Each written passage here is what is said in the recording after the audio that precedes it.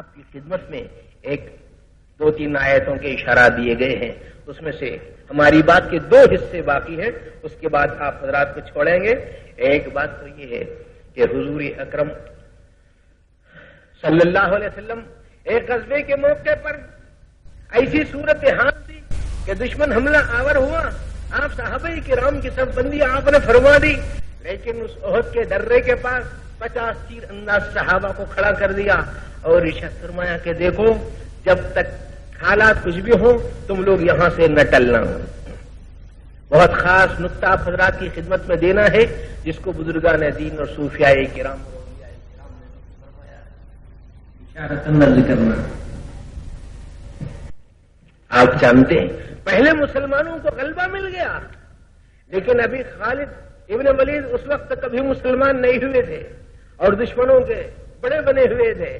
انہوں نے کوہ احد کے درے کے پچھلے حصے سے 250 افراد کے ساتھ انہوں نے اپنے ساتھیوں کے ساتھ جب حملہ کر دیا، وہاں پر حضرت عبداللہ ابن جبیر رضی اللہ تعالیٰ عنہ کہہ رہے ہیں کہ دیکھو کیسی صورت تھی، دشمن بھاگنے لگا تھا، پہلی صورتحال دشمن بھاگ رہا تھا، مسلمان مال غنیمت لوٹنے اور جمع کرنے میں لگے ہوئے تھے یا اس کی طرف بڑھ رہے تھے، مگر خالد بن ولید پیچھے سے حملہ آور ہونے کی کوشش کیے تو درے کے پاس رہنے والے اصحاب نے یہ سوچا کہ اب تو ہم لوگ غالب ہو گئے اور دشمن پیٹ پھیر کر بھاگ رہا ہے اور مال مسلمان جمع کر رہے ہیں، لہذا ایسی صورت میں اب ہمارا سرکار کا منشا پورا ہو گیا، اب ہم کو یہاں رہنے کی ضرورت نہیں۔ لیکن حضرت عبداللہ ابن جبیر 1 سے 2 مرتبہ کہہ رہے ہیں کہ دیکھو نبی کا یہ فرمان ہے کہ اپنی جگہ سے نہ ہٹنا، لیکن بالآخر اس میں سے 39 یا 40 اصحاب وہاں سے ہٹے اور مسلمانوں کے ساتھ مال غنیمت کے جمع کرنے میں لگ گئے۔ یہ 10 یا 11 ساتھی تھے، انہوں نے اللہ کے راستے میں شہادت کا جام پی لیا۔ اب ادھر سے دشمن در آیا پچھلے حصے سے، اور سامنے کے دشمنوں نے جب دیکھ لیا کہ پیچھے حملہ ہو رہا ہے اور ان کے ساتھی بہت زیادہ غالب آئے جا رہے ہیں، وہ بھی پلٹے، پیچھے سے دشمن آگے سے دشمن، بیچ میں مسلمان پس گئے۔ اس موقع پر کسی دشمن نے اس موقع پر ایسا کیا، ایک تیر یا پتھر لے کر مارا، جس کی وجہ سے حضور اکرم صلی اللہ علیہ وسلم کے خور کی کڑیاں آپ کے رخسار مبارک میں دھس گئیں، آپ کا دانت گر گیا اور آپ شدت ضرب کے مارے وہاں پر گرے، تکلیف پہنچی۔ اور پھر ایک اور دشمن نے اس بات کی اطلاع اڑا دی، تشہیر کرا دی، نعوذ باللہ محمد بن عبداللہ کا کام پورا ہو گیا۔ اب وہاں پر مختلف لوگ مختلف قسم کے ذہن کے ہو گئے۔ ایک بات یہ تھی کہ جب سرکار ہی دنیا میں نہ رہے تو اب ہم رہ کے اب ہم کیا کر سکتے ہیں، تھوڑا سا یوں سوچنے لگے۔ لیکن بعض صحابہ کرام نے یہ سوچا کہ جس نسبت پر نبی نے جان دی ہے اب ہم رہ کے کیا کریں گے، چلو اسی نسبت پر کٹو مرو۔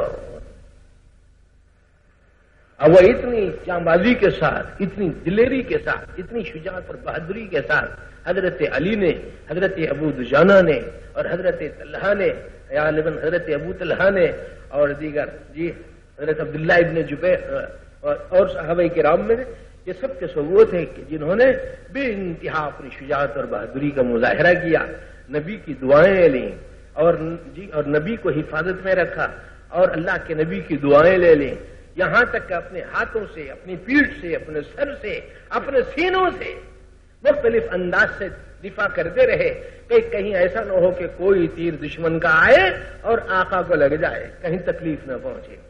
حضرت انس بن نضر ابن نضر رضی اللہ تعالیٰ عنہ نے جب جام شہادت نوش کیا، زمین پر گر پڑے، ہلکی سی سانس باقی تھی، آنکھ چمک رہی تھی، اور ساتھ ہی ساتھ فرمایا کہ یہ پیغام میرا بھی پہنچا دینا ان پورے اصحاب کو کہ اگر مسلمانوں میں سے ایک مسلمان کی بھی آنکھ چمک رہی ہو اور اس حال میں نبی کو دھکا پہنچ گیا تو پھر اس کی خیریت نہیں، یعنی اتنا زیادہ بہادری اور جوش دلایا۔ پھر پانسا ایسا پلٹا کہ مسلمانوں کو فتح ہوئی۔ لیکن جو خاص بات ہم آپ کو بتانا چاہتے ہیں وہ یہ ہے، وہ کیا فرمایا کہ نبی کے ایک ارشاد کے بارے میں ثابت قدم رہنے کے تعلق سے ہلکے سے اجتہادی جو ذہول ہو گئی بعض حضرات سے، اس کی وجہ سے اتنا بڑے نقصان اور اتنے بڑے خمیازے کو بھگتنا پڑا ہے۔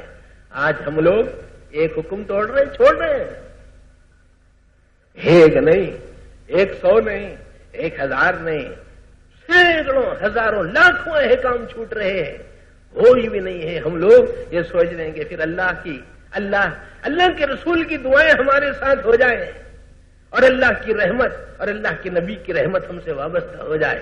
یقیناً وابستگی تو ہے، لیکن اس کا جو استفادہ ہے، اس کا جو فیضان ہے، اس کا جو معیار ہے، اس کا جو کمال ہے، اس کے جو ثمرات اور نتائج وہ کس طریقے سے ملیں گے۔ اسی لیے اللہ پاک نے کیا فرمایا، وما محمد الا رسول، جی حضرت محمد صلی اللہ علیہ وسلم اللہ کے رسول ہی تو ہیں۔ قد خلت من قبلہ الرسل، اس سے پہلے حضرت آدم بھی آئے اور گئے، حضرت نوح بھی آئے اور گئے، حضرت داؤد اور سلیمان علیہ السلام بھی آئے اور گئے، اور حضرت ابراہیم اور اسماعیل بھی آئے اور گئے، اور حضرت موسیٰ اور عیسیٰ علیہ السلام بھی آئے اور گئے۔ دنیا میں جو آیا ہے وہ جانے کے لیے آیا ہے۔ کل من علیہا فان ویبقى وجہ ربک ذو الجلال والاکرام، اللہ نے اپنے کلام میں اتارا۔ اچھا یہ بتاؤ کہ اگر نبی کی جیسے اور انبیاء کرام دنیا سے گزرے، اگر یہ نبی کو اگر ہم نے دنیا سے اٹھایا تو کیا تم اپنی ایڑیوں کے بل لوٹ جاؤ گے؟ اگر مقتول ہو گئے، جام شہادت انہوں نے نوش کر لیا، یا ہم اپنی قدرت کا کرشمہ دکھا کر جیسے ہر ذی روح کو ہم ایک موت کا مزہ چکھاتے ہیں، اگر اس آیت کے انطباق میں، اگر زندگی کے اس مرحلے میں اگر نبی کریم صلی اللہ علیہ وسلم کے ساتھ اگر ہم اپنا حکم جاری فرما دیں تو کیا تم لوگ اپنی ایڑیوں کے بل لوٹ جاؤ گے؟ اور اگر کوئی اس طریقے سے لوٹ کر جاتا ہے تو اپنا ہی کچھ نقصان کرتا ہے۔ اللہ پاک تو خطردان انسانوں کو برابر جزا دیتے ہیں۔ میں یہ بات اس لیے عرض کر رہا ہوں کہ جس وقت حضور اکرم صلی اللہ علیہ وسلم کا اس دنیا سے پردہ فرمانا ہوا، اس موقع پر صحابہ پریشان ہو گئے، رو رہے ہیں، بلک رہے ہیں، ہچکیاں لگ گئی ہیں، سسکیاں لگی ہوئی ہیں، آنسو بہ رہے ہیں۔ حضرت عثمان رضی اللہ تعالیٰ عنہ سکتے کی حالت پر ہیں، حضرت عمر رضی اللہ تعالیٰ عنہ کی حالت بڑی ہی غیر ہو گئی، اور یہاں تک کہ آپ نے ارشاد فرمایا کہ اگر کوئی یہ کہے گا کہ محمد رسول اللہ موافات پائی ہے تو ہم اس کی گردن اڑا دیں گے۔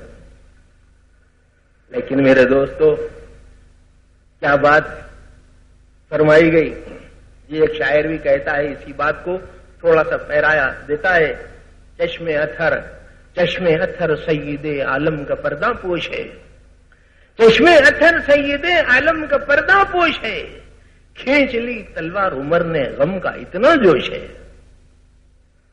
دے کر کہا صدیق نے خطبہ الا رسول، جتنا جو میں نوش ہے اتنا ہی اس کو ہوش ہے۔ حضرت صدیق اکبر نے اصحاب کو جمع فرمایا، منبر کے پاس تشریف لائے اور خطبہ دیا اور ارشاد فرمایا، وما محمد الا رسول قد خلت من قبله الرسل افإن مات أو قتل انقلبتم على أعقابكم ومن ينقلب على عقبيه فلن يضر الله شيئا۔ اللہ پاک نے پیدا کیا، اللہ نے اپنے نور کو بھی پیدا کیا، اللہ نے موت کو بھی پیدا کیا، خلق الموت والحیات لیبلوکم ایکم احسن عملا۔ اللہ کے نبی صلی اللہ علیہ وسلم ارشاد فرماتے ہیں، روایتاً بحث کی گئی ہے اس روایت سے، مگر درایتاً اولیاء کرام نے قبول کیا ہے، محدثین نے فرمایا حضور اکرم صلی اللہ علیہ وسلم نے کہ اللہ پاک نے ساری دنیا کو میرے نور سے پیدا فرمایا، اللہ نے اپنے نور سے مجھے پیدا کیا اور اللہ کے نبی کا نور پیدا ہوا۔ ہاں صوفیاء کے اس بات اور مقولے کو نہ بھولنا، لیکن یہ بھی بات یاد رکھنا کہ پیدا کرنے والے میں اور پیدا ہونے والے کے اندر بہت بڑا فرق ہے۔ اگر اس کا ظہور ہوگا تو یاد رکھیے، اگر فرق مراتب نہ کونی زندگی، اللہ نے اپنے نبی صلی اللہ علیہ وسلم کے نور کو پیدا فرمایا۔ اللہ پاک نے اپنے حبیب کو جب وصال کا موقع لے آئے تو کہتے ہیں، شاعر کہتا ہے، چشم اتھر سید عالم کا پردہ پوش ہے، کھینچ لی تلوار عمر نے غم کا اتنا جوش ہے، دے کر کہا صدیق نے خطبہ الا رسول، جتنا جو میں نوش ہے اتنا ہی اس کو ہوش ہے۔ آپ نے جب خطبہ دیا اور فرمایا من کان یعبد محمدا فإن محمد قد مات ومن کان یعبد اللہ فإنہ حی لا یموت، بخاری میں، مسلم میں، ترمذی میں، جی مظاہر حق میں اور بہت ساری کتابوں میں یہ روایت ملے گی، ترجمے کی ضرورت نہیں ہے، بعض الفاظ معنی کی طرف نشاندہی کرنے والے ہوتے ہیں۔ صحابہ کا اس وقت کا رجحان یہ تھا کہ ہم کو ایسا محسوس ہو رہا تھا جیسے کوئی شاعر یہ کہتا ہے نا کہ گرہ کشا ہے نہ راضی نہ صاحب کشاف، گرہ کشا ہے نہ راضی نہ صاحب کشاف، جی جب تیرے ضمیر پہ جب تک نہ ہو نزول کتاب۔ اصحاب اس وقت یہ محسوس کر رہے تھے کہ حضرت امیر المؤمنین خلیفۃ المسلمین حضرت ابو بکر صدیق رضی اللہ تعالی عنہ جو بات فرما رہے ہیں، جس آیت کا خود پیش کر رہے ہیں، ایسا محسوس ہو رہا تھا کہ وہ آیت اسی وقت اتر رہی ہے، ایسا محسوس ہوتا تھا۔ اور زندگی، آقا کی زندگی کے آخری لمحے، یہ ہماری بات کا بھی آخری مرحلہ ہے۔ تھوڑا جی بہت سے ہیں، بہت سارے عنوانات ہیں، عقیدے کا مسئلہ ہے، عبادات کا مسئلہ ہے، معاملات کا مسئلہ ہے، اخلاقیات کا مسئلہ ہے، ذکر کا مسئلہ ہے، فکر کا مسئلہ ہے، ظاہر کا مسئلہ ہے، باطن کا مسئلہ ہے، آثار کا مسئلہ ہے، افعال کا مسئلہ ہے، صفات کا مسئلہ ہے، وجود کا مسئلہ ہے، سیرت ظاہری کا مسئلہ ہے، سیرت باطنی کا مسئلہ ہے، سرکار دو عالم صلی اللہ علیہ وسلم کی جامعیت مطلقہ کا مسئلہ ہے، اللہ تعالیٰ کے ذل خصوصی کا مسئلہ ہے، اللہ کی وجود بخشی کا مسئلہ ہے، اللہ کے انعامات اور احسانات کے اندر ڈوبے ہوئے آقا نامدار تاجدار مدینہ حضرت محمد صلی اللہ علیہ وسلم کے بے شمار اور بے کرائے اعتبارات ہیں۔ آپ سنتے سنتے سنتے تھک جائیں گے، لیکن ایک روایت اور اس کے متعلقات ذکر کر کے دعا کرنا چاہوں گا، غور سے سننا، چھوٹ گیا تو پھر ہاتھ نہیں لگے گا۔ حضرت انس بن مالک رضی اللہ تعالیٰ عنہ، حضرت جابر رضی اللہ تعالیٰ عنہ ارشاد فرماتے ہیں، یہ روایتیں بہت سی ہیں، کچھ الفاظ کا یا دنوں کا یا کچھ گھنٹوں کا یا تاریخوں کا، اگر تاریخ و سیرت کی کتابوں سے اگر ہلکا سا کوئی تصادم یا ٹکراؤ ہو تو روایتیں مختلف ہو سکتی ہیں، لیکن جو روایتیں ہمارے سامنے ہیں اس کو پیش نظر رکھ کر ہم حضور اکرم صلی اللہ علیہ وسلم کی زندگی کے آخری لمحات کا تھوڑا تذکرہ کر کے دعا کریں گے، مگر غور سے سننا بہت ضروری ہے۔ حضرت انس رضی اللہ تعالیٰ عنہ، حضرت جابر رضی اللہ تعالیٰ عنہ ارشاد فرماتے ہیں، کانا ابتداء مرض موت رسول اللہ صلی اللہ علیہ وسلم یوم الاثنین فی 27 من شہر صفر۔ آقا دو جہاں حضور اکرم صلی اللہ علیہ وسلم کے وفات مبارک کے موقع پر آنے والے مرض کی جو ابتدا ہوئی وہ سفر کے اواخر میں ہوئی۔ بعض سیرت نگاروں نے 18-19 تاریخ بھی لکھی ہوں گی، لیکن 26، 27، 28 کا خاص طور پر بھی تذکرہ ملتا ہے، 27 کا بالخصوص اس موقع پر۔ پھر فرمایا ثم اشتد به المرض۔ یہ ایک بات اصولی طور پر یاد رکھ لیں، اگر حضور اکرم صلی اللہ علیہ وسلم کے سر کے درد کی بات ہوئی یا آقا دو جہاں کے جس میں مبارک میں بخار کے آنے کی بات ہوئی یا آپ کے دشمن کی طرف سے آنے والے تیر کے لگنے کی بات ہوئی یا آپ کے زخمی ہونے کی بات ہوئی یا آپ کے دندان مبارک کے شہید کرنے کی بات ہوئی اور یا آپ کے کچھ عوارض لاحق ہونے کی بات ہوئی، تو اس کی وجہ سے یہ نہ سمجھے کہ یہ آقا کے شان کے خلاف ہے۔ میرے دوستو ایسی بات نہیں ہے، اگر آقا کے شان کے خلاف ہوتا تو اللہ تعالیٰ دیتے ہی نہ۔ نبوت کے منافی نہیں ہے وہ چیزیں، یہ تو کمال ہے حضرت محمد صلی اللہ علیہ وسلم کا کہ بشر میں رہ کر بھی بے شر رہتے ہیں۔ بشریت میں انوار کا پرتو ایسا معلوم ہوتا ہے کہ جیسے بشریت کے روپ میں نور کا لبادہ اوڑے ہوئے، مگر میرے دوست وہ لمبے اعتبارات ہیں، آپ حضرات کے لیے وہ بحث نازک بھی بن جائے گی اور زیادہ تفصیلی بھی ہو جائے گی۔ آپ اپنے اللہ والوں سے پوچھ لیں، ہم تو اگرچہ ہمارے ابا تو پکے صوفی تھے مگر میں ہوں کچا، لیکن اس وقت یہ بات ہم آپ کی خدمت میں عرض نہیں کریں گے۔ جو بات خاص طور پر عرض کرنا چاہ رہے ہیں وہ یہ ہے کہ حضور اکرم صلی اللہ علیہ وسلم کے بارے میں ان دونوں صحابہ نے کہا ثم اشتد به المرض یوم الى یوم اثنین الى 12 من شہر ربیع الاول، ربیع الاول کی 12ویں تاریخ تک آقا دو جہاں صلی اللہ علیہ وسلم کی بیماری میں اضافہ ہوتا رہا۔ خاص طور سے 3 عوارض لاحق ہوئے، ایک سر کے درد میں شدت ہوئی، حضرت میمونہ رضی اللہ تعالیٰ عنہ کے گھر سے وہ درد شروع ہوا، حضرت زینب رضی اللہ تعالیٰ عنہ کے مکان میں اور شدت آ گئی، اور پھر اس کے بعد حضرت بی بی عائشہ رضی اللہ تعالیٰ عنہ کے مکان پر تشریف لائے، اور زندگی کی اس دنیا کی زندگی کے آخری لمحات تک آپ برابر عوارض لاحق رہے، لیکن روایت نگار یہ روایت نقل کرتا ہے فلما علم رسول اللہ صلی اللہ علیہ وسلم، جب اللہ کے رسول نے یہ بات جان لی، اندازہ ہو گیا اور یقین ہونے لگا ان اجلہ قد قرب وحضر، کہ آپ کی مدت زندگی اور زندگی مکے اور مدینہ منورہ کی زندگی کے لمحات اب آخری ہو رہے ہیں، دنیاوی زندگانی کے، برزخی نہیں جی، اخروی نہیں، دنیاوی زندگانی کے ظاہری جو اوقات ہیں ان کا جو امتدادی سلسلہ ایک مقام پر چل کے منتہی ہونا تھا وہ 63 زندگی پر منتہی ہوتا ہے۔ آپ نے جب یہ بات کا اندازہ ہو گیا تو امر بلال ان ینادی بالمسلمین، سرکار نے حضرت بلال رضی اللہ تعالی عنہ سے کہا کہ تمام مسلمانوں کو، میرے صحابہ کو مسجد میں جمع کر لو، فاجتمعوا فی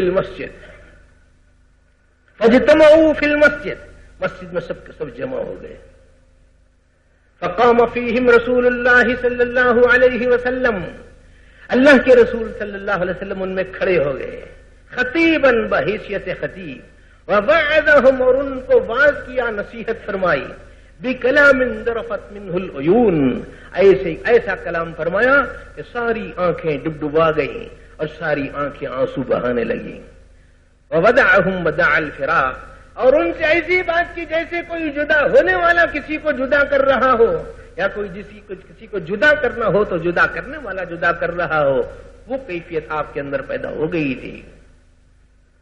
فبکى الناس جميعا، جتنے لوگ مسجد میں تھے، جتنے صحابہ، سب کے سب بس ہچکیاں لے لے کے رو رہے تھے، پورے صحابہ رو رہے تھے۔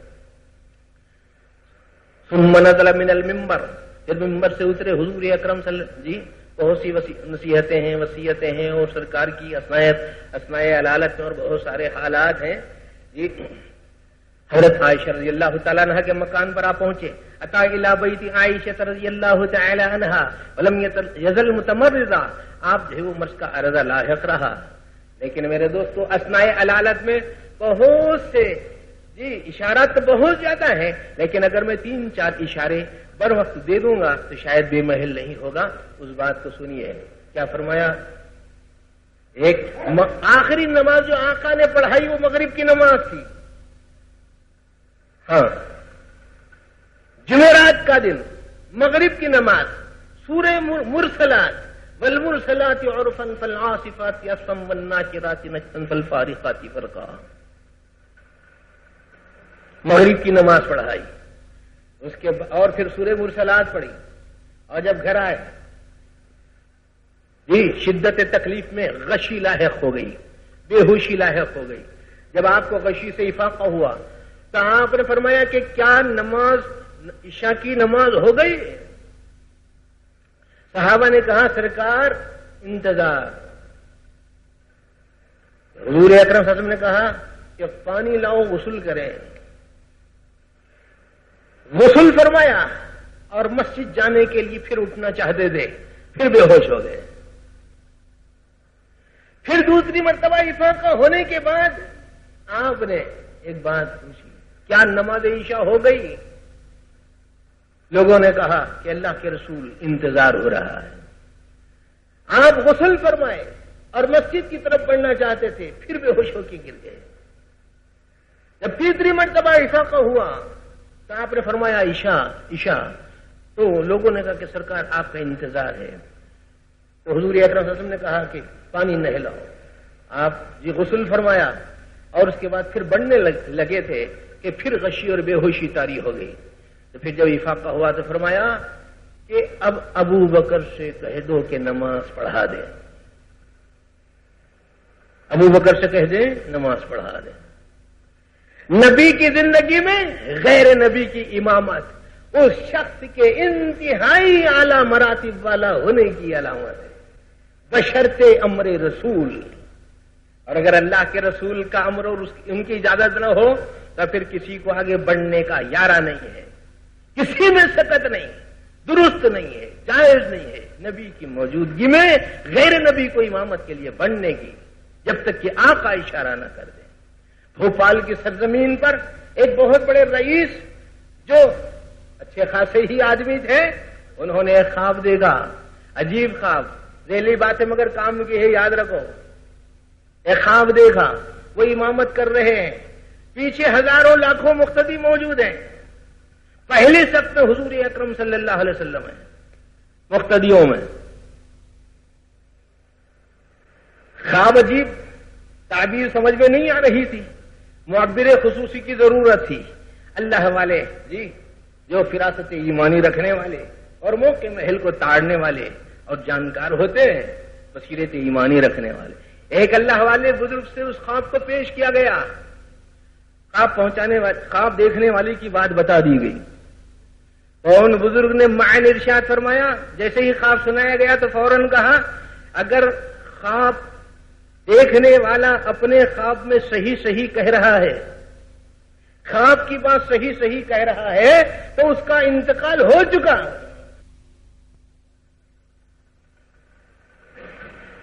اب سارے مریدین معتقدین پریشان ہو گئے، لو صاحب ایک زندے کو مردے کی فہرست میں کھڑا کر دیا، اتنی اجلت کی کیا ضرورت تھی، اتنی جلدی کی کیا ضرورت تھی، اتنے بڑے فیصلے کی کیا ضرورت تھی، تعبیر دے دیتے سیدھے سادے کوئی نازک انداز کی، لیکن اس طرح کھلے طور پر کہہ رہے ہیں، کوئی سجائی نہ دیا۔ اسی بحث و تمہیز کے اندر لوگ لگے ہوئے تھے چیمی گوئیوں میں، اتنے میں اطلاع آئی کہ فلاں رئیس صاحب کا انتقال ہو گیا ہو۔ اب تو اور تشویش بڑھ گئی کہ اگر حضرت بولے تو کیسا بولے، اور رہتا نا لوگوں کو بے چینی رہتی، یہ کیسا وہ کیسا وہ کیسا وہ کیسا۔ اب جو اعتقاد رکھنے والے لوگ تو وہ قریب آ کے کہنے کہ حضرت جو تعبیر آپ نے دی اس کے پیچھے کوئی خاص فکری بات ہے، اگر کوئی خاص نصیحت اور خیر خواہی کی کوئی بات ہے تو بتا دے، ہمارا بھی بھلا ہو جائے گا، مگر آپ نے جو خواب کی تعبیر دی وہ ہم کو سمجھ میں نہیں آئی۔ کون بزرگ نے ارشاد فرمایا، خواب واضح، تعبیر واضح، نبی کی موجودگی میں اگر کوئی دوسرا سامنے ہو سکتا ہے تو وہ صرف جنازہ ہو سکتا ہے۔ میرے دوستوں، اللہ والوں کو معمولی نہ سمجھے، ہاں بہت آدمی کو بصیرت چاہیے، خواب کی تعبیر دینے میں ملکہ چاہیے۔ غیر نبی کا آگے بڑھنا اس صورت میں ہو، یعنی مواصلت کا تو سوال ہی پیدا نہیں ہوتا، لیکن ایک بات جو آقا نے اپنی زندگی میں حضرت ابوبکر سے ارشاد فرمائی کہ ابوبکر سے کہو نماز پڑھائے، اور آپ جانتے ہیں کہ حضرت ابوبکر رضی اللہ تعالیٰ عنہ نے 17 نمازوں کی امامت فرمائی سرکار کی جی حیات دنیاوی میں۔ جمعرات کے دن عشاء کی نماز، اور جمعے کے پورے دن کی 5 نمازیں، ہفتے کے پورے دن کی 5 نمازیں، اتوار کے پورے دن کی 5 نمازیں، اور پیر کی فجر کی نماز، 3 پنجے 15، جمعرات کی عشاء، پیر کی فجر 2 17۔ میرے دوستو، کیا شرف تھا حضرت ابوبکر صدیق رضی اللہ تعالی عنہ۔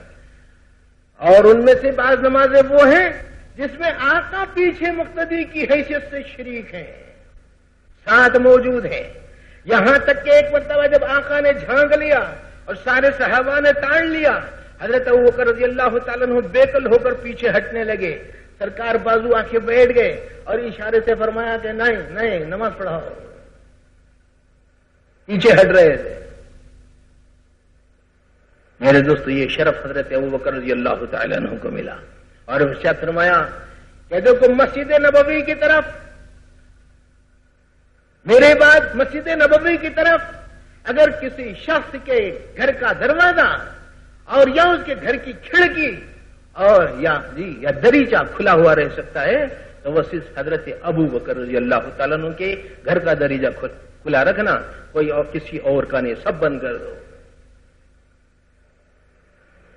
اور ایک مرتبہ تو یہ ارشاد فرمایا کہ کاغذ اور قلم لے کر آؤ تاکہ تحریر لکھوا دوں۔ اس کے بارے میں بڑی تفصیلات ہیں، کسی کو تفصیل دیکھنا ہو تو سیرت النبی مولانا سید سلیمان ندوی رحمۃ اللہ علیہ وغیرہ میں بھی وہ چیز مل جائے گی، لیکن حواشی کے اندر ایک خاص بات لکھی ہوئی ہے، لکھا ہے حضرت نے فرمایا کہ دیکھو ہاں ٹھیک ہے، جب صحابہ میں اختلاف رائے ہوا وہاں کسی حضرت عمر رضی اللہ تعالیٰ نے خاص طور پر یہ بات فرمائی، حضور اکرم صلی اللہ علیہ وسلم غلبہ الوجع، آپ پر تکلیف شدت کی ہے اور سر کے درد میں بھی شدت ہے اور بخار بھی شدید ہے، اور ایسے موقع پر کاغذ اور قلم لانے کی بات یہ جو ہے نا اس زحمت کی ضرورت نہیں معلوم ہوتی۔ اللہ حسبنا کتاب اللہ نے آیت اتاری ہے، الیوم اکملت لکم دینکم واتممت علیکم نعمتی ورضیت لکم الاسلام دینا، تکمیل دین بھی ہو گیا ہے، اتمام نعمت بھی ہو گیا ہے، اللہ نے آیت مبارکہ اتاری ہے، دین مکمل ہو گیا ہے، اللہ کے نبی نے کوئی بات چھوڑی نہیں ہے۔ حسبنا کتاب اللہ کی کتاب ہمیں کافی ہے، اس لیے بہتر یہ ہے کہ اب یہ بات نہ چھیڑو، سرکار کی تکلیف بڑھے گی، بعد میں جس انداز سے کتاب اللہ سے فیصلے کرنا ہو کر لیں۔ بعض حضرات اس بات کا اصرار کر رہے تھے کہ نہیں لکھوائیں، بعض حضرات نے کہا کہ نہیں سرکار ہی سے پوچھ لیں، یوں چل رہی تھی بات، لیکن ایک خاص نازک جملہ ملتا ہے سیرت کی کتابوں میں، جب لوگوں نے متوجہ کرنا چاہا تو آقا نے ارشاد فرمایا، میں جس مقام پر ہوں بس مجھے اس مقام پر رہنے دو، یہ بہت زیادہ بہتر ہے اس مقام سے جس کی طرف تم لوگ مجھے بلا رہے ہو۔ توجہ الی اللہ، نسبت اللہ کے ساتھ قائم ہو چلی۔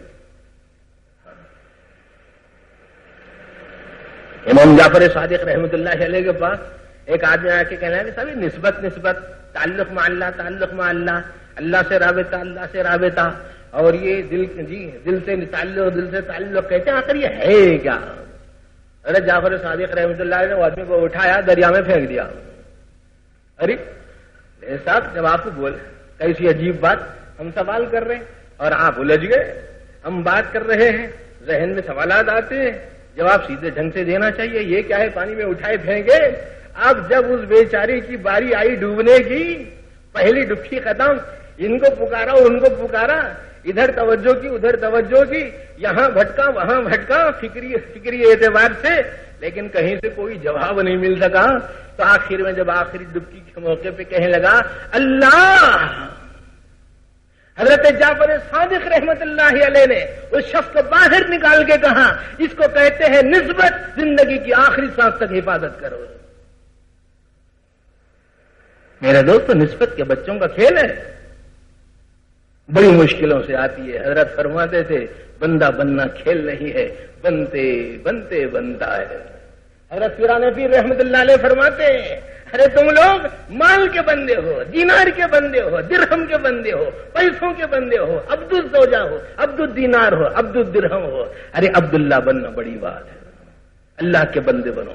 اللہ پاک کی طرف سے خوشخبری آئے، یا ایتھا النفس المطمئنہ ارجعی الی ربک راضیۃ مرضیۃ فادخلی فی عبادی وادخلی جنتی۔ اب داخلہ ہوتا ہے، نفس مطمئن تو ہوا ہی نہیں، اور عباد اللہ میں داخلہ کیسے ہو گیا؟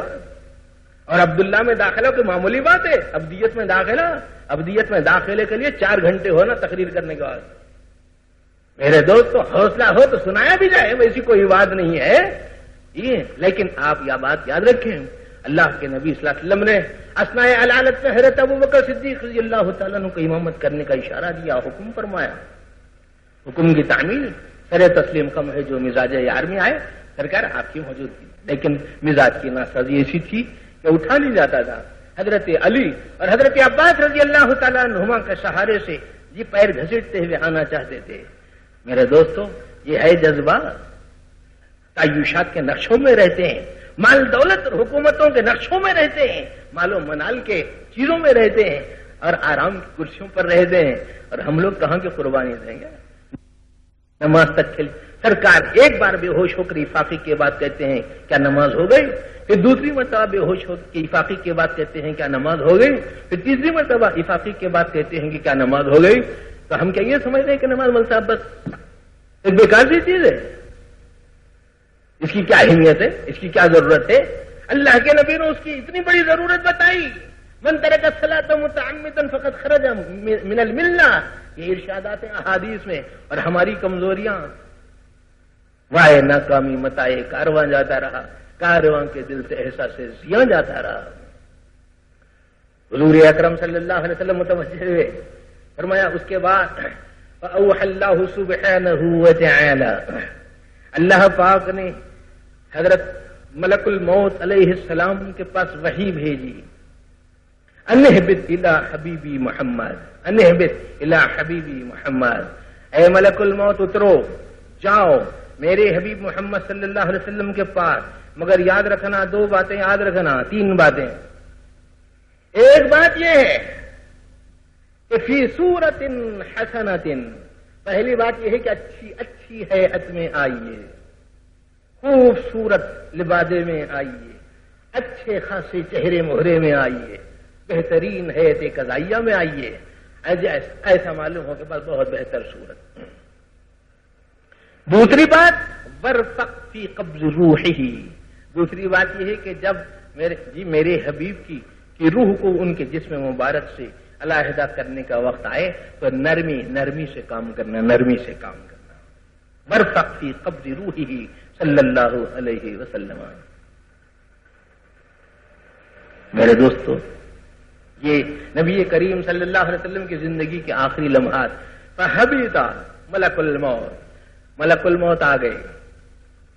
خاص بات یہ لکھی ہے قام متعجبا علی الباب، انتہائی ادب کے ساتھ ملک الموت آقا کے دربار میں حاضر ہو کر دروازے کے پاس ٹھہر گیا. وہ بادشاہ جس کی خود سی کریں غلامی، اس آستان شہ پر میرا سلام لے جاؤ.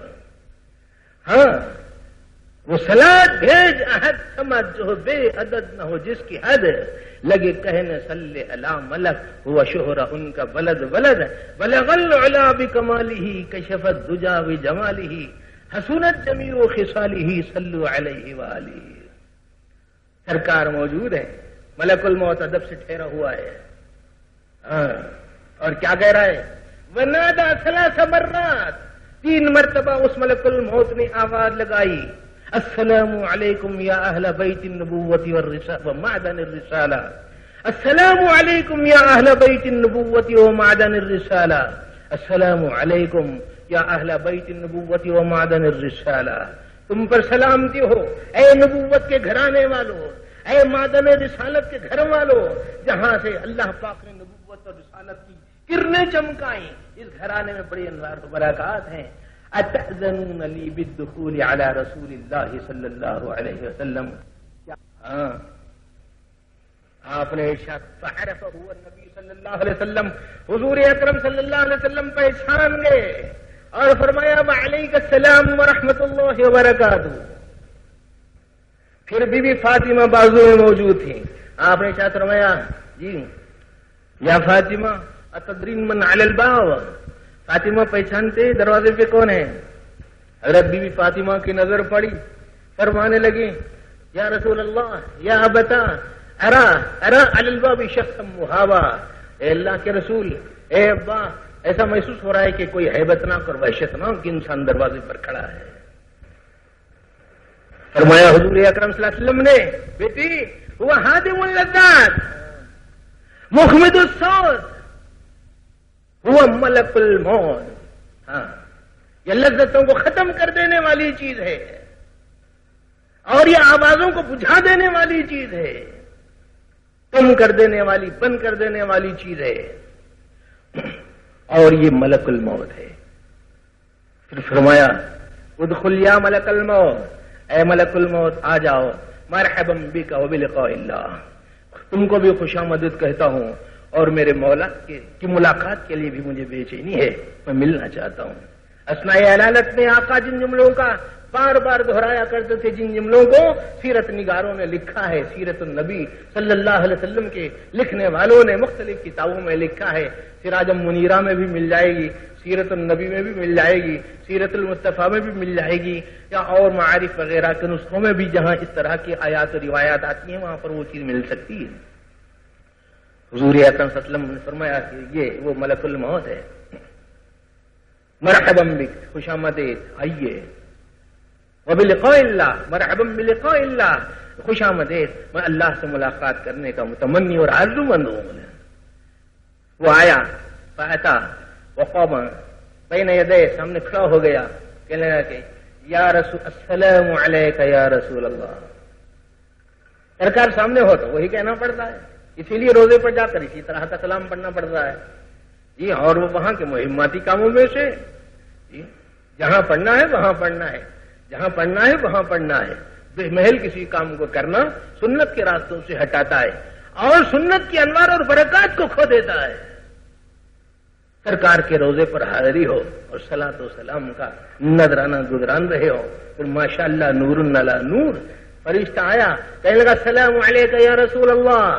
پھر کہنے لگا انی قد جئتک زائرا وقابضا، اے اللہ کے رسول میں آپ کی بارگاہ میں اس لیے آیا ہوں، ایک منشا زیارت ہے، آپ کی ملاقات، اور دوسرا منشا امر الہی کو پورا کرنا یعنی قبض روح. لیکن اللہ پاک نے خاص بات فرمائی ہے. وہ کیا؟ اذن علی ربی و ربو کا، میرے پروردگار نے اور آپ کے پروردگار نے اس بات کا حکم دیا ہے کہ اللہ اقبض روح کا اللہ باذنہ، کہ میں آپ کی روح جب تک کہ نہ نکالوں جب تک کہ میرے حبیب محمد صلی اللہ علیہ وسلم نکالنے کی اجازت نہ دے دیں. ہاں نبی صلی اللہ علیہ انبیاء کرام اور انبیاء کرام علیہ الصلوۃ والسلام کے لیے بھی اس طرح کی بات مذکور ہے سیرت کی کتابوں میں. نبی کی جب زندگی کا آخری مراحل آتے ہیں، اللہ کی طرف سے فرشتہ آتا ہے اور وہ یہ کہتا ہے کہ اے اللہ کے نبی، اے اللہ کے رسول اور پیغمبر، اللہ پاک نے آپ کو یاد فرمایا ہے، لیکن ساتھ ہی ساتھ یہ سلام اور پیام پہنچایا ہے کہ اگر آپ مزید دنیا میں رہنا چاہیں تو آپ کی مدت مزید کر دی جائے، اور اگر آپ آنے کو پسند فرماتے ہیں تو پھر اس کو ترجیح دی جائے. لیکن عجیب بات یہ ہے کہ کسی نبی نے بھی اس دنیا میں رہنے کو ترجیح نہیں دی. اس وقت حضور اکرم صلی اللہ علیہ وسلم ارشاد فرما رہے تھے مع الذین انعم اللہ علیہم، مع الذین انعم اللہ علیہم، ان لوگوں کے ساتھ جن پر اللہ پاک نے انعام فرمایا ہے، ان لوگوں کے ساتھ جن پر اللہ نے انعام فرمایا ہے، ان لوگوں کے ساتھ جن پر اللہ نے انعام فرمایا ہے. فرماتے تھے الصلاۃ الصلاۃ وما ملکت ایمانکم، نماز نماز قائم کرنا اور لونڈی اور غلاموں اور ماتحتوں کے حقوق ادا کرنا، ان کی رعایت کرنا، ان کا لحاظ رکھنا. اور فرمایا اللہم الرفیق الاعلی، سب سے زیادہ رفیق اور دوست بس اللہ، وہ اعلیٰ، وہ برتر و بالا ہے. رفیق بنائے، خلیل بنائے جانے کے قابل ذات بس وہ اللہ کی ذات ہے. اگر دنیا میں اللہ کے سوائے لو کنتو جی متخذا خلیلا غیر ربی لاتخذت ابا بکر رضی اللہ تعالی عنہ، اگر میں اس دنیا میں اللہ کے سوائے کسی اور کو خلیل بنانا پسند کرتا تو حضرت ابو بکر صدیق رضی اللہ تعالی عنہ ہوتے. اللہم الرفیق الاعلی. لیکن پھر ارشاد فرمایا حضور اکرم صلی اللہ علیہ وسلم نے اصبر، ٹھہرو حتی یاتینی اخی جبرائیل، میرے بھائی جبرائیل کو آ جانے دو. فبینما ہم فی حدیث، ابھی یہ گفتگو میں مشغول تھے، آقا اور ملک الموت حضرت جبرائیل علیہ الصلوۃ والسلام آئے اور آ کے کہنے لگے السلام علیک یا رسول اللہ، اے اللہ کے رسول صلی اللہ علیہ وسلم آپ پر سلامتی ہو، آپ پر سلامتی ہو. آپ الرحیل الرحیل، اب کچھ کرنا ہے کچھ کرنا. آقا نے ارشاد فرمایا ھذا ملک الموت یستأذن، اجازت لیتا ہے علیہ مجھ سے بقبض روحی، میری روح کے قبض کرنے کے بارے میں. جبرائیل علیہ الصلوۃ والسلام نے ارشاد فرمایا الرحیل الرحیل حان اوان التحویل، ابھی اس دنیا سے رخصت ہونے کا اور مخلوق سے خالق کی طرف پلٹنے کا وقت آیا ہے، اور دنیا سے آخرت کی طرف جانے کا وقت آیا ہے، اور ملک جلیل کی طرف، رب جلیل کی طرف جانے کا وقت آیا ہے. حضور اکرم صلی اللہ علیہ وسلم نے ارشاد فرمایا اخی جبرائیل من لی امتی من بعدی، حدیث کا آخری حصہ کر رہا ہوں، دعا ہوگی چند منٹوں میں. فرمایا من لی امتی من بعدی، میرے بعد میری امت کے لیے کون ہے ذمہ دار، کون نگران، کون کفیل، کس کی کفالت میں ہے میری امت.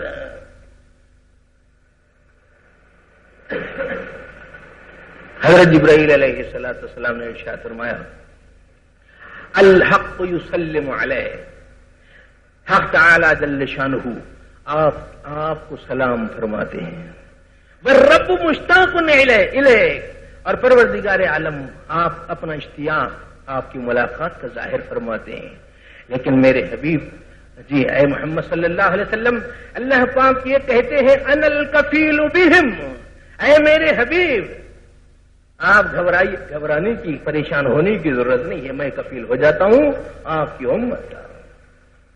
اور فرمایا فبعزتی وجلالی، میرے عزت و جلال کی قسم، میرے عزت و جلال کی قسم، لأقرن عینی، میں میرے حبیب کی آنکھیں ٹھنڈی کروں گا۔ اور پھر فرمایا ان الجنہ محرمۃ علی جمیع الامم حتی یدخل فی الجنۃ حبیبی محمد و امت حبیبی محمد صلی اللہ علیہ وسلم، کسی نبی اور کسی امت کے لیے جنت میں داخلہ اس وقت تک نہیں ہوگا جب تک کہ میرے حبیب حضرت محمد صلی اللہ علیہ وسلم جنت میں داخل نہ ہو جائے۔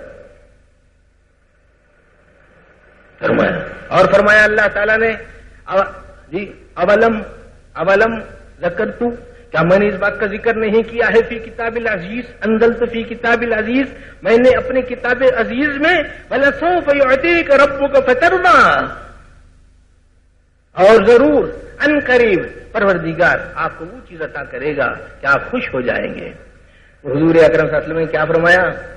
لا ارضى، میں راضی نہیں ہوں گا، لو کان واحدا من امتی يدخل النار، میری امت کا ایک مسلمان بھی جہنم میں ہوگا تو اے اللہ مجھے خوشی نہیں ہوگی۔ اللہ نے فرمایا آپ کی آنکھیں ٹھنڈی کی جائیں گی، آپ کی آنکھیں ٹھنڈی کی جائیں گی۔ نبی کریم صلی اللہ علیہ وسلم نے ارشاد تم سجد للہ شکرا علی ما اعطاہ اللہ وارضاہ، اللہ پاک نے جو چیز آقا کو عطا فرمائی آپ اس میں سجدہ ریز ہوئے، شکر بجا لائے۔ اللہ تعالیٰ کی عطا اور بخشش کے دہانے کھلنے پر اللہ کے نبی نے ارشاد فرمایا الان تمت امنیتی، اب میری آرزو پوری ہوئی، وطابت نفسی، اب میرے جی کو بڑی خوشی ہو گئی۔ اے اللہ، پھر فرمایا حبیب جی رکتے یہ آنا چاہتے، آپ نے ارشاد فرمایا اللہم الرفیق الاعلی ثم اغمی علیہ۔ اس کے بعد آقا دو عالم صلی اللہ علیہ وسلم کی آنکھیں کھلیں، ہاتھ ڈھیلے پڑ گئے، روح مبارک خفت مثل سے نکلی۔ لیکن میرے دوستو اس کے بعد تجہیز کا مسئلہ، تکفین کا مسئلہ، تدفین کا مسئلہ، نماز جنازہ کا مسئلہ ہے۔ اشارہ نظر کیے دیتا ہوں، دعا ہو جائے گی 5 منٹ میں انشاءاللہ تعالی۔ جی خاص حضور اکرم صلی اللہ علیہ وسلم کو جب پہلا مسئلہ یہ درپیش ہوا کہ حالات بہت زیادہ نامساعد ہیں، آقا کے اس دنیا سے تشریف لے جانے کے بعد خلافت کا مسئلہ، امارت کا مسئلہ، امیر المسلمین کا مسئلہ، خلیفۃ المسلمین کا مسئلہ درپیش تھا۔ آقا نے ایک بات ارشاد فرما دی تھی، انہیں حیات میں سمجھ گئے سارے صحابہ جی مجھے امید ہے اللہ کی ذات سے کہ اللہ پاک اور میری امت کے سارے مسلمان ابو بکر کی خلافت کے علاوہ کسی اور کی خلافت پر راضی نہیں ہوں گے۔ اتفاق رائے سے حضرت ابوبکر صدیق رضی اللہ تعالیٰ عنہ خلیفہ منتخب۔ پھر آپ کے لیے تغسیل کے غسل دینے کا مسئلہ تھا۔ نبی کریم صلی اللہ علیہ وسلم کو جب نہلایا جانے لگا تو کپڑے جسم پر موجود تھے، کس بعض حضرات کو شبہ ہوا کہ کپڑے ہٹائیں یا کیسے نہلائیں، پردہ تو موجود تھا، لیکن حاطف غیبی نے آواز لگائی کہ محمد الرسول اللہ صلی اللہ علیہ وسلم کے جسم مبارک سے کپڑے ہٹانے کی ضرورت نہیں۔ حضرت علی رضی اللہ تعالیٰ عنہ نے دستانے پہن لیے اور خاص طور پر اس غسل دلانے میں، غسل دینے میں، کفن پہنانے میں اور آپ کے جنازے مبارکہ کو تیار کرنے میں حضرت علی رضی اللہ تعالیٰ عنہ، حضرت عباس رضی اللہ تعالیٰ عنہ، حضرت فضل بن عباس رضی اللہ تعالیٰ عنہ، حضرت قسم بن عباس رضی اللہ تعالیٰ عنہ، حضرت شقران رضی اللہ تعالیٰ عنہ، حضرت اوس بن خولی رضی اللہ تعالیٰ عنہ، اتنے حضرات ساتھ ہو کر کام کرتے رہے۔ آخر کے دونوں حضرات پانی کو لا کے دیتے جا رہے تھے اور حضرت عباس رضی اللہ تعالیٰ عنہ کے بیٹے آقا کو کروٹیں دے رہے تھے، کروٹیں دے رہے۔ لیکن اب سوال یہ ہے کہ نبی کی تدفین کہاں ہو؟ نبی کی تدفین کہاں ہو؟ کسی کو کچھ سجائی نہیں دے رہا تھا، سمجھ میں نہیں آ رہا تھا کیا کرنا چاہیے. تو حضرت ابوبکر صدیق رضی اللہ تعالی عنہ نے ارشاد فرمایا، میں نے آقا کی زندگی میں، دنیاوی زندگانی میں اللہ کے نبی سے جو بات سنی ہے وہ یہ ہے کہ اللہ پاک اپنے نبی کو جہاں ان کو دفنانا منظور ہوتا ہے اسی مقام پر ان کی روح قبض کرتے ہیں. چونکہ حجرہ عائشہ میں وفات ہوئی ہے لہذا آقا کو وہیں، آقا کے لیے وہی انتظام کیا جائے. میرے دوستو وہی حجرہ عائشہ جی جس میں آقا کے ساتھ ساتھ اب حضرت ابوبکر صدیق رضی اللہ تعالیٰ عنہ بھی ہے، حضرت عمر فاروق رضی اللہ تعالیٰ عنہ بھی ہے. حجرہ بہت چھوٹا سا ہے، 4 آدمیوں کی جگہ، ایک سرکار صلی اللہ علیہ وسلم، ایک حضرت ابوبکر اور تیسرے حضرت عمر فاروق رضی اللہ تعالیٰ عنہ، ایک آدمی کی جگہ خالی ہے. اور جب اللہ پاک اس دنیا کو آخری مرحلے پر لے کے جائیں گے اور حضرت عیسیٰ علیہ السلام آئیں گے تو اس روضہ مقدس کے اندر ان کے لیے تدفین کے لیے جگہ دی جائے گی. 4تھا جنازہ وہاں پہنچے گا حضرت عیسیٰ علیہ السلام. تو اس طریقے سے تدفین وہاں پر ہوئی. اب مسئلہ نماز کا موجود تھا. ہین حیات آقا نے کچھ اشارات دیے تھے، فرمایا کہ جب میری روح جس میں انسری سے نکلے تو اس وقت دیکھو تم لوگ ذرا سا بازو ہٹ جانا ہوا. دیکھو پہلے حضرت جبرائیل علیہ السلام آئیں گے، پھر میکائیل علیہ السلام آئیں گے، پھر حضرت اسرائیل علیہ السلام آئیں گے، پھر اسرافیل علیہ السلام آئیں گے. کیا اسرافیل اور اسرائیل علیہ السلام آئیں گے؟ پھر فرشتوں کے بعد امت مسلمہ کے افراد آئیں گے، سارے کے سارے. بالخصوص نام لیا گیا ہے کتابوں میں حضرت عباس رضی اللہ تعالیٰ عنہ جی اور خانوادے بنو ہاشم کے ذمہ دار حضرات، پھر مہاجرین، پھر انصار، پھر مرد، عام عورتیں، پھر بچے. یہ جگہ تنگ وہاں کی. ظاہر ہے کہ آقائد و جہاں صلی اللہ علیہ وسلم کی نماز جنازہ کا کوئی امام نہیں تھا. ارے سرکار کو ہم حیات النبی کے قائلین میں سے ہیں تو کسی کو امام بنانے کا کیا اعتبار ہے؟ لیکن اللہ تعالیٰ کو منظور یہ تھا کہ اس نبی کے پاس لوگ متفرقاً آئے، ایک ایک، 2 3 کر کے آتے، صلاۃ و سلام پڑھتے، واپس جاتے، تکبیرات کہتے، دعا پڑھ لیتے، بالخصوص صلاۃ و سلام گزرانتے چلے جاتے. اس طریقے سے ہوتا رہا. سینکڑوں، ہزاروں، لاکھوں صحابہ کرام کا ایک جمع غفیر ہے جو آقائد جہاں صلی اللہ علیہ وسلم کی یہ زندگی کے ان مراحل کو دیکھ رہے تھے. اور آقائد عالم صلی اللہ علیہ وسلم کی حین حیات بی بی فاطمہ نے آپ کی ان بے چینیوں کو دیکھ کر کہا تھا ابا کتنی بے چینی ہے. تو حضور اکرم صلی اللہ علیہ وسلم نے ارشاد فرمایا بیٹی اس تکلیف کے بعد تیرے باپ پر پھر کبھی کوئی تکلیف نہیں ہوگی. ان مشکلات کے بعد تیرے ابا پر پھر کبھی بھی کوئی مشکل پیش نہیں آئے گی. قبر میں اسی آقا کا سہارا ہوگا، حشر میں اسی آقا کا سہارا ہوگا. جنت کے اندر اللہ پاک آپ کی شفاعت مبارکہ سے اگر آدمی استحقاق رکھتا ہوگا شفاعت محمدیہ کا، جس کے لیے شرط ہے ایمان اور توحید، اس کے بغیر شفاعت کا حقدار نہیں ہوتا. لوگ کہتے ہیں صاحب نسبت کافی ہے نا. ابو جہل اور ابو جہل کو بھی نسبت تھی. یہ کیا چچا ہونے کی وجہ سے کوئی ان کو جنت میں بھجوا دے گا؟ یہاں آپ یہ کہیں کہ صاحب مکہ مکرمہ کے سرزمین، بیت المقدس کی سرزمین، کوہ طور، طور سینا کے سرزمین، مدینہ منورہ کے سرزمین بڑی مقدس اور مبارک سرزمین ہے.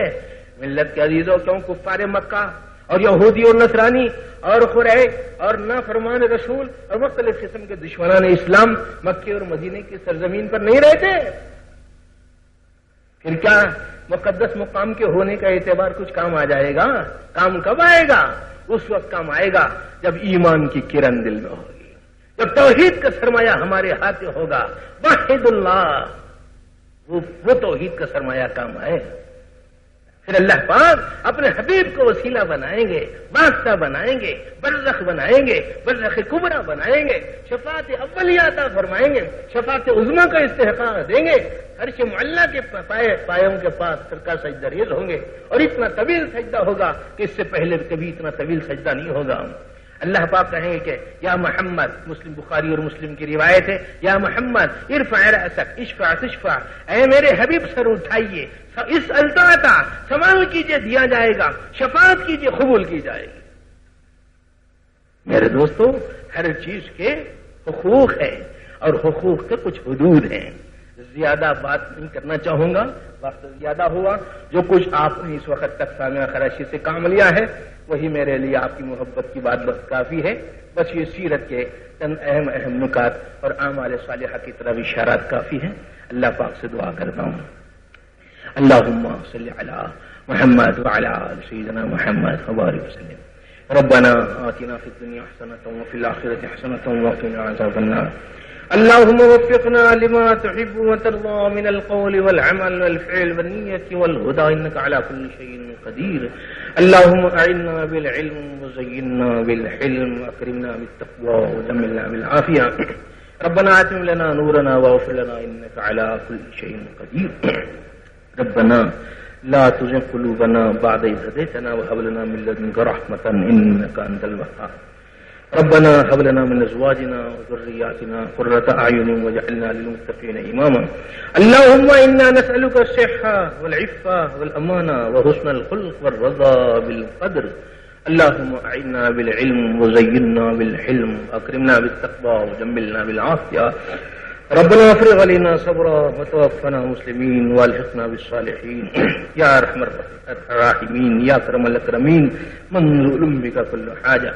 اللهم انا نسألك ایمانا کاملا ورزقا طیبا وواسعا وعلما نافعا وعملا متقبلا وقلبا منورا وتوفيقا احسانا وتوبة نصوحا وصبرا جميلا واجرا عظيما ولسانا ذاكرا وبدنا صابرا ورزقا واسعا وسعيا مشكورا ذنبا مغفورا وعملا مقبولا ودعاء مستجابا وجنة الفردوس نعيما.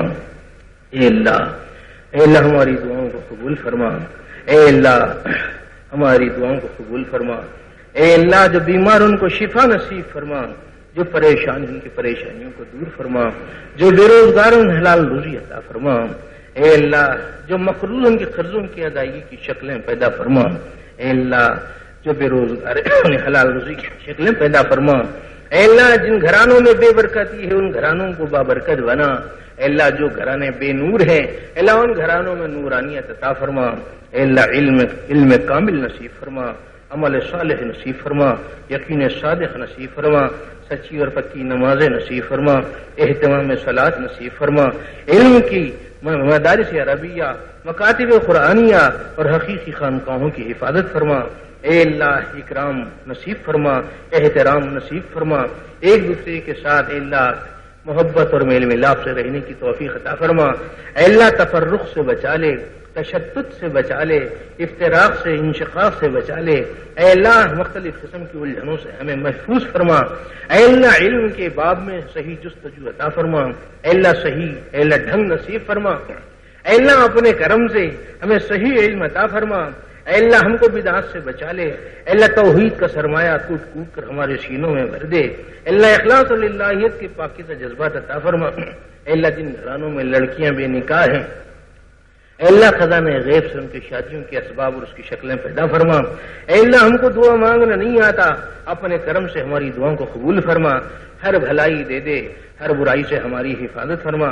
اے اللہ ہماری ان دعاؤں کو آقا نامدار تاجدار مدینہ گنبد خضرا کے مکین جالیہ مبارک میں آرام کرنے والے شفیع المذنبین رحمت للعالمین حضرت محمد صلی اللہ علیہ وسلم کے صدقے اور طفیل میں قبول فرما. ربنا تقبل منا انك انت السميع العليم وتب علينا انك انت التواب الرحيم. وصلى الله تعالى على خير خلقه ونور عرشه سيدنا محمد وعلى اله واصحابه اجمعين. سبحان ربك رب العزة عما يصفون وسلام على المرسلين والحمد لله رب العالمين.